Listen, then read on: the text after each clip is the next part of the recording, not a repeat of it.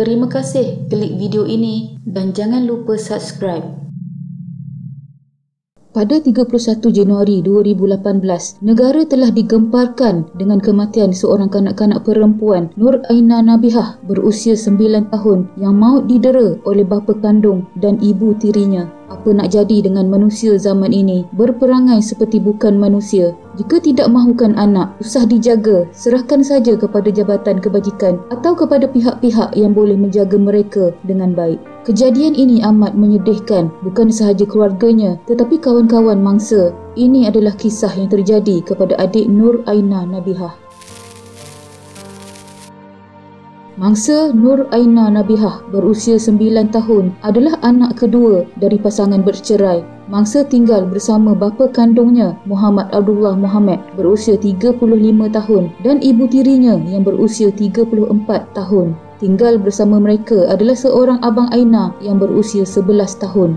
Mereka sekeluarga tinggal di Taman Vista Jaya, Lukut, Port Dickson, Negeri Sembilan. Bapa Ainah bekerja sebagai seorang tentera. Seorang jiran yang enggan dikenali mendakwa anaknya yang juga rakan mangsa mendedahkan kanak-kanak itu kerap mengadu didera bapanya sebelum ini. Sementara itu, seorang jiran lain mendakwa kanak-kanak itu beberapa kali dilihat lebam pada muka, terutama pada bahagian mata. Mangsa dikatakan agak pendiam dan jarang keluar rumah. Namun menurut jiran terdekat, dia adalah kanak-kanak yang baik. Apabila ditanya mengenai kecederaan sebelum ini, mangsa hanya akan memberi alasan terjatuh daripada basikal. Mereka tidak pernah mendengar kanak-kanak itu bercerita perkara buruk mengenai bapanya yang juga seorang anggota tentera berpangkat sarjan. Manakala guru mangsa berkata, murid tahun 3 itu aktif dan riang ketika berada di sekolah, malah tidak pernah menunjukkan sebarang tanda dia menjadi mangsa dera. Mangsa tidak pernah bercerita atau mengadu mengenai keluarganya.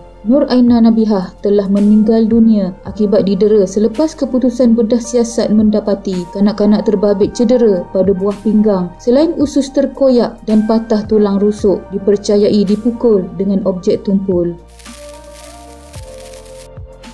Perbuatan kejam anggota tentera terbabit mendera anak kandung dipercayai dilakukan sejak 2 tahun lalu selepas bercerai dan mendapat hak penjagaan anak. Jadi sejak 2 tahun itulah Ainah didera secara fizikal oleh ayahnya, begitu juga dengan abangnya. Pada hari kejadian, 1 Februari 2018 malam, suspek didakwa memukul mangsa menggunakan tali pinggang. Dikatakan gara-gara Ainah tidak mahu meminum air jampi yang dikhususkan untuknya. Suspek juga mengaku menendang dan memijak mangsa sehingga terkencing sebelum mangsa tidak sedarkan diri di dalam biliknya pada jam 11.30 malam. Suspek kemudian membawa mangsa ke Hospital Tuanku Jaafar, Seremban dan disahkan meninggal dunia sejam kemudian. Menurut siasatan pihak polis, suspek juga membuat pengakuan pernah memukul mangsa menggunakan kerusi plastik sebelum ini. Bukan setakat dipukul, malah suspek dipercayai turut menggigit leher kanak-kanak malang tersebut.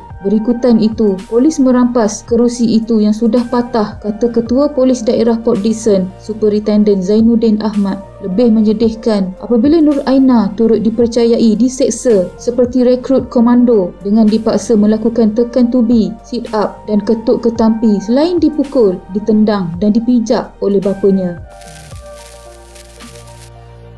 Magistrate Siti Khairiah Abdul Razak membenarkan suami isteri itu direman 7 hari sehingga 8 Februari selepas pegawai penyiasat Inspektor Mahafiz Matlawi membuat permohonan itu di mahkamah. Pada 8 Februari 2018, tempoh reman itu dilanjutkan 7 hari lagi bagi membolehkan polis melengkapkan siasatan mengikut Seksyen 302 Kanun Keseksaan kerana Membunuh.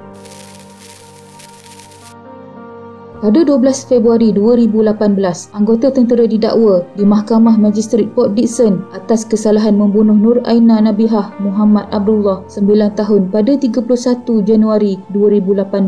Tertuduh Muhammad Abdullah Muhammad 35 tahun didakwa melakukan perbuatan itu di rumahnya di Jalan Vista Jaya 5, Taman Vista Jaya, Lukut antara jam 8.30 malam hingga 11.30 malam.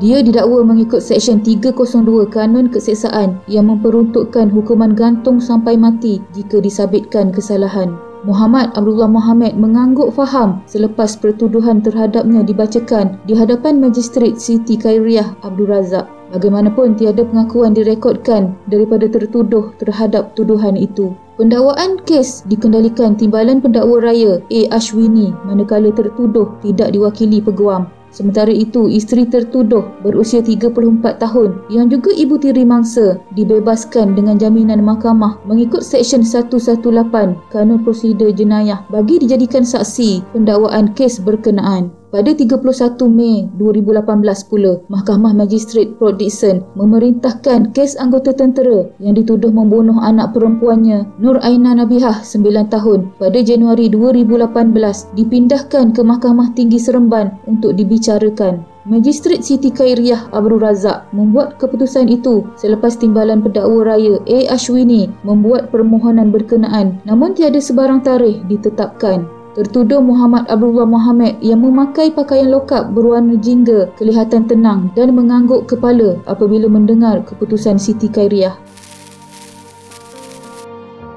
Takziah diucapkan kepada keluarga adik Nur Aina Nabihah. Belum sempat mencapai impian dalam kehidupan, hidupnya telah ditamatkan oleh ayah kandungnya sendiri. Sama-sama kita sedekahkan Al-Fatihah untuk Allahyarhamah Nur Aina Nabihah. Sekian.